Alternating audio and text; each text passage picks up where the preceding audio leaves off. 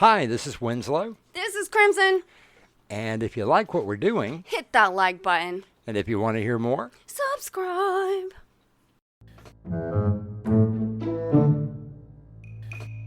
The Casebook of Sydney Chase. Produced and edited by Crimson McKenzie. Written and directed by Winslow Swan. And featuring Dave Arkipov, Will Dorman, Winslow Swan, and starring Crimson McKenzie as Sydney Chase. Tonight's episode, Miss Folsum.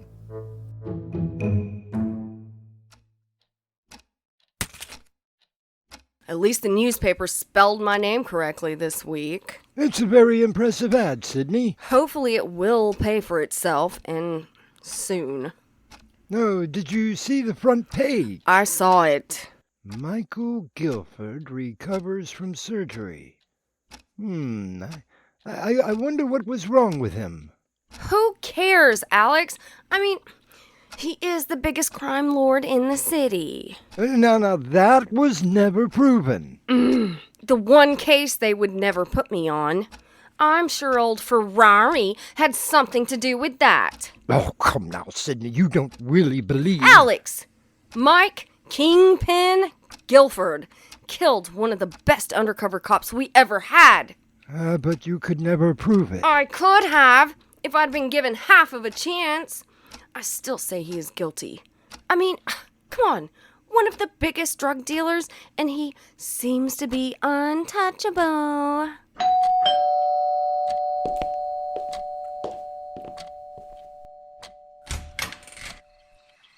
Well, hi there, Miss Folsum. What brings you to this part of town? Hello, Sydney. So nice to see you again. Why don't you come in? Thank you so much. Alex, I would like to introduce... Betsy, you old girl, how are you? Hello, Alex. Still practicing? Oh, semi-retired, thank you. How do you know Miss Folsum? Alex and I go way back, don't we? Well, it was way before I met my wife, Sydney, so now don't think that... Ooh, I wasn't thinking anything. But how do you know her? She was my first client. I had a break-in, and some rather priceless antique jewelry was stolen. Didn't the police help? Sydney is better than any copper I know of. Yes, she talked to Ferrari and then promptly called me. I had just received my private investigator's license the morning she called. Lucky for me. Anyway, it only took 2 days for Sydney to find my property. Wasn't that hard? I figured that the thieves didn't know what they had actually stolen and used one of our local pawn shops. I got the information and some lovely photos of the suspects. Turned everything over to Ferraro, and that was that. I wanted to give her a bonus, but the dear girl wouldn't hear of it. It really wasn't necessary. So what can I do for you today? Well, it is a little embarrassing now that I'm actually here. Why don't you let me be the judge of that? What's going on? I think something is going on at my house when I'm not there. Another break-in? Oh, no, nothing like that. It just feels, well, different. Okay, well, why don't you start at the beginning? That's the hard part. I don't know where the beginning actually is. Would you like a drink, Betsy? Sure. I mean... That would be most appreciated. So when did you think that something started happening at your home? I suppose it was almost a month ago. I decided that I needed a change of scene. Nothing fancy, just a small vacation. You know that my home is very isolated, and I was getting, well, lonely. And you do have a very lovely home, Betsy. Yes, but 10 miles out of town and the nearest neighbor almost 2 miles away can make one lonely. Oh, I'm not complaining. I was never a very social person, and the privacy is welcoming. But you decided to take a vacation. Even I need some sort of human contact every once in a while. Well, where did you wind up going? Just down to Miami for a quick cruise. Nothing very special. Well, more importantly, did you have a good time? Oh, yes. It was very relaxing. That is, until I came home. What happened? Oh, nothing really. Actually, I feel a little foolish coming here. Oh, please don't say that, Miss Folsum. Just tell us what happened. It wasn't just one thing. It was just a lot of little things. Like what, Betsy? Just small things. For instance? Well, you know my collection of ceramics. Oh, yes, and quite an impressive collection it is. I noticed that a couple of the small statues had been moved. Oh, not very far. It was as if someone had picked them up and set them down again, but in the wrong place. Curious. Anything else? I noticed that there were a few slices of bread missing from a brand new loaf. I wouldn't have noticed had it not been for the peanut butter jar and the knife laying next to it. Well, did you tell anyone of your impending vacation? Only the mail carrier. Oh, and Tom Spelling. Who was that? Just a local handyman who comes around looking for work. Poor man. I always try to find something for him to fix. Do you think that it could have been him that went through your home? Oh, no. He was the first person that I suspected. Turns out he was in the hospital all that week. Poor dear. Broke his leg falling off a ladder the very day I left. Oh, could he have mentioned your absence to anyone? I suppose he could have, but that wasn't the strangest thing. Really? I had to go to Windsor this past weekend. My friend had surgery and needed some help. When I returned... Let me guess. Things moved around? More food gone? That sort of thing? Yes! Sydney, I don't know what is going on, but something is.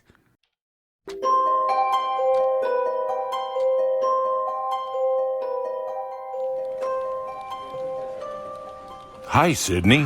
What brings you down here today? Hiya, hot dog. His name is Duffman. Why are you here? Just wanting to see how you guys are doing. Oh, we're just hanging in. Shut up, Frank. She's just looking for information.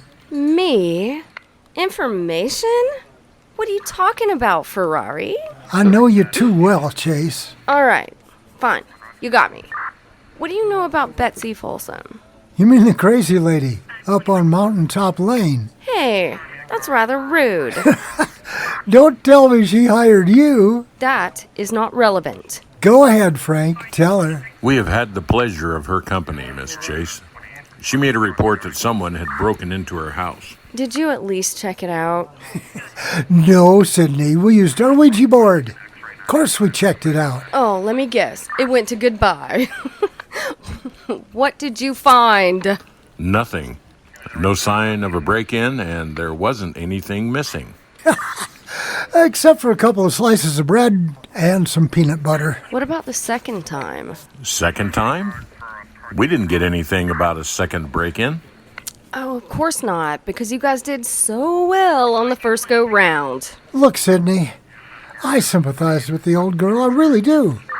But unless we can find evidence of a crime, there isn't anything we can do.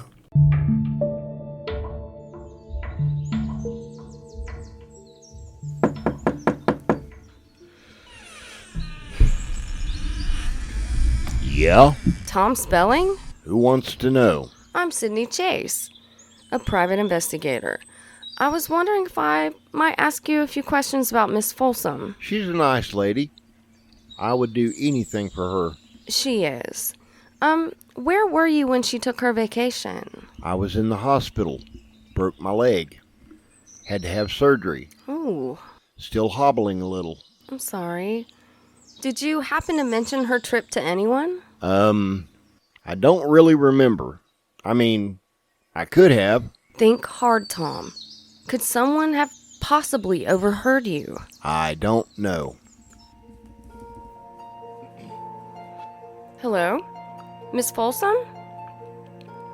Yes, everything is fine. I was wondering if you could possibly take another trip. No, nothing long, just the weekend. Well, yes, as a matter of fact, I do have a few ideas.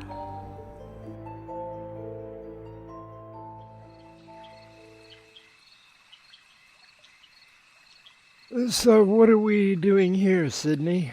Alex, have you ever heard of a stakeout? Oh, is that what we are doing? If you get hungry, I brought sandwiches. You didn't happen to bring a warm bed with you? I couldn't fit it into the cooler. I think the seat reclines. Oh, very funny. So what are we looking for? I'm not exactly sure.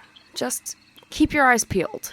Where is Betsy? She's upstate for the weekend. I told her to get a nice spa treatment and a huge steak. Well, how long do we have to stay out here? As long as it takes, Alex. Now don't worry. What do you expect to happen? Just working on a hunch.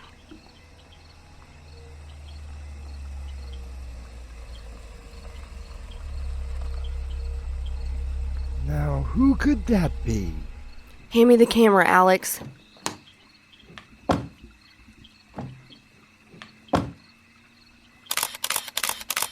It's got to be here. Look around.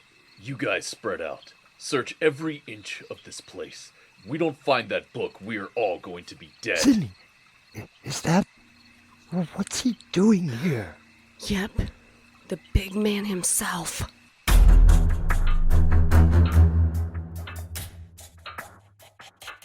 All right, Sydney, we're here. Now, what I want to know is, why are we here? How about some tea? No, thank you, Mrs. Folsum. How about you, Detective? Yes, please. Frank. No, thank you. So tell us, why did you find it necessary to call on us? Take a look at these, Ferrari. Hey, that looks like... It is. That's Mike Guilford. Where did you get these, Sydney? Last night, right outside Miss Folsum's house. Now ask yourself, why would the most notorious criminal in the city be doing way out here in the middle of nowhere? Found it, Sydney! I found it right where you said it would be. What's going on? Would someone please fill us in? It's quite simple. Mike Guilford must have needed a place for a quiet meeting. I'm sure the cops are watching him very closely. You aren't kidding.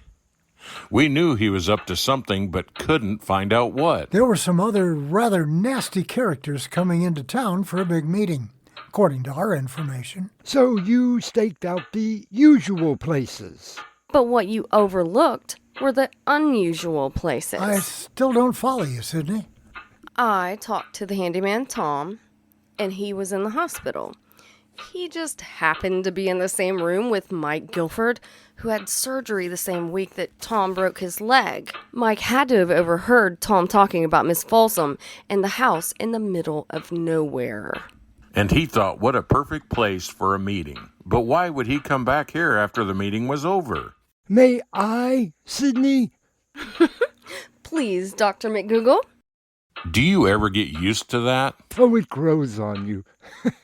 Anyway, it seems that Mr. Guilford has a fondness for roses. I do have a lovely rose garden. That you do, Miss Folsum. While Mike Guilford was admiring the roses, he must have bent over and dropped something out of his pocket. Like what? Oh, just a diary of every crime he ever committed. Quite interesting read as well.